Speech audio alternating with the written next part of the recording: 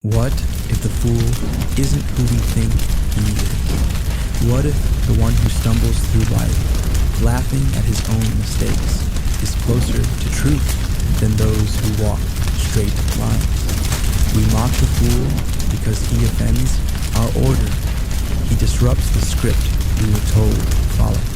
He reminds us that wisdom without wonder becomes arrogance, and certainty without humility a form of blindness.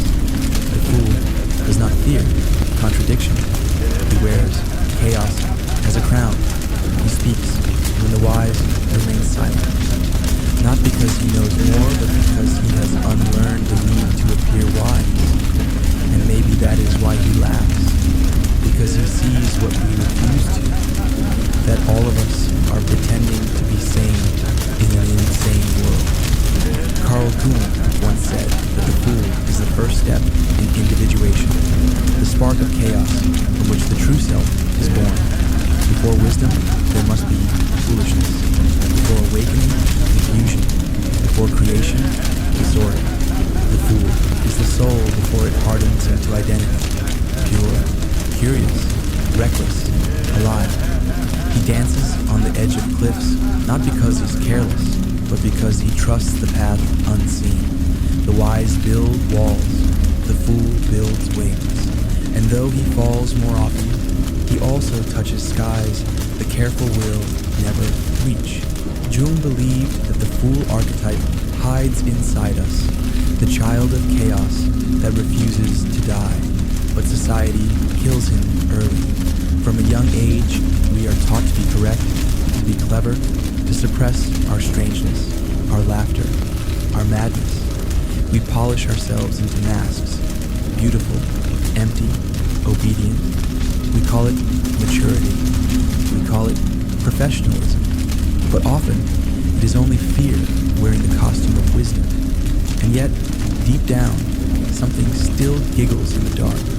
Something inside us longs to dance barefoot on the edges of reason.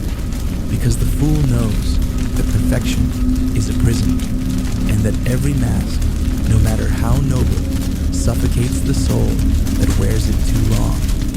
When society calls a man mad, it often means he has stopped pretending. He has seen through the theater and refused to keep playing his part. The fool stands at the crossroads between innocence and insight. He is both the child and the philosopher. He can laugh in the face of absurdity because he has accepted it as truth. He has seen that the universe itself is paradox, that light needs darkness to exist, that order emerges only from chaos, and that to know everything is to know nothing at all.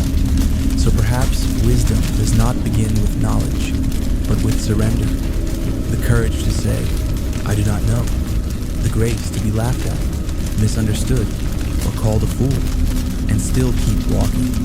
Because the fool's path is not about being right, it's about being real. So laugh, stumble, speak even when your voice shakes. Be ridiculous in a world obsessed with control. For in the end, it is the fool, not the sage, who truly dances with God.